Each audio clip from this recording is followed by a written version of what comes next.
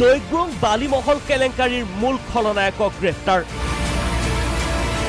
আৰক্ষীৰ জালত গোলাঘাটৰ ডিএফঅ ৰাজীৱ দাস কোটিটকীয়া বালিমহল কেলেংকাৰীৰ মূল অভিযুক্ত আৰক্ষীৰ জালত গ্ৰেপ্তাৰ গোলাঘাটৰ বন বিষয়া ৰাজীৱ দাস খানাপাৰাৰ নিজ বাসগৃহৰ পৰা BIEOয়ে গ্ৰেপ্তাৰ কৰে ৰাজীৱ দাসক 3 মাহ ধৰি পলাতক হৈ আছিল ডিএফঅ ৰাজীৱ দাস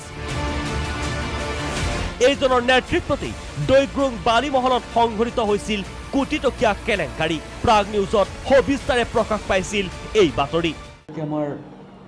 5 জন এৰেষ্ট হৈছে এই সংক্ৰান্তত এই 5 জন হ'ল মুকুল আলী হাজৰিকা আব্দুল মিলু আব্দুল হাসমত প্ৰাণেশ্বৰ দাস আৰু গৌতম উপাধ্যায় এই 5 জন এৰেষ্ট হৈছে আজি 6 নম্বৰ জন এৰেষ্ট হৈছে তেখেত শ্ৰী ৰাজীৱ কুমাৰ দাস ডিএফঅ গোলাঘাট ইতিপূৰ্বে গ্ৰেপ্তাৰ হৈছিল 5 বিষয়া মুকুল আলী হাজৰিকা আব্দুল মিলু